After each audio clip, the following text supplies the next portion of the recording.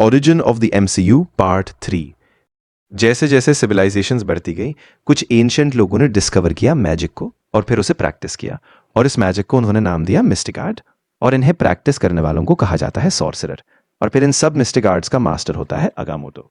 और फिर कुछ समय बाद अपनी रिसर्च करते हुए अगामोटो को मिलता है टाइम स्टोन, जिसे वो एक आर्टिफैक्ट के अंदर रखता है, जिसे वो टाइम स्टोन की पावर्स को कंट्रोल कर सके। और उस आर्टिफैक्ट को वो नेम देता है द आई ऑफ अगामोटो। फिर कुछ समय बाद अगामोटो को रियलाइज होता है कि अर्थ को दूसरे डायमेंशन से मिस्टिकल थ्रेड्स हो सकते हैं, जो किसी आम इंसान की सोच से भी बाहर है।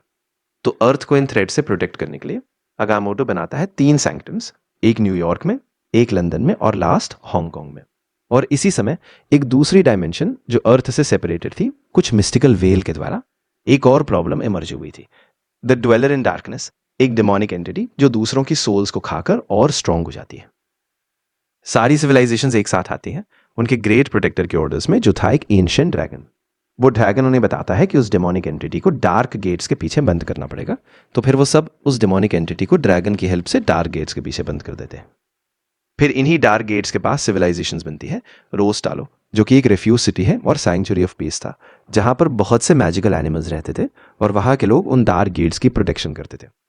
फिर इसी समय के आसपास गॉड्स की ह्यूमन लाइफ में इन्वॉल्वमेंट की वजह से ह्यूमंस को गॉड के बारे में पता चलता है।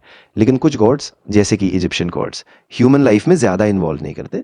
लेकिन मून गॉड खोंशू ह्यूमन लाइफ में इंटरफेस करके कुछ चीजों को रोकने की कोशिश करता है, तो वो नियरली गॉड्स को एक्सपोज ही कर देता है। फिर 2988 बीसी में एक रेयर एस्ट्रोनॉमिकल इवेंट होता है, जिसमें सारे नॉरियल्स एक लाइन में सीधे आ जाते हैं। इस अलाइनमेंट से मालिकिट, जो डार्क एल्व्स को रूल करता है, वो एक अपॉर्चुनिटी देखता है, जो कि एक्चुअली में रियलिटी स्टोन था, बस लिक्विड फॉर्म में। तो मालिकिट चाहता था रियलिटी स्टोन का यूज करके यूनिवर्स को परमानेंट डार्कनेस कवर करना, पर ओडिन के पिता बोर उसे एक वॉर में ये करने से रोक देते हैं और रियलिटी स्टोन को कहीं छुपा देते हैं, जहां उसे कोई एक्सेस ना कर सके।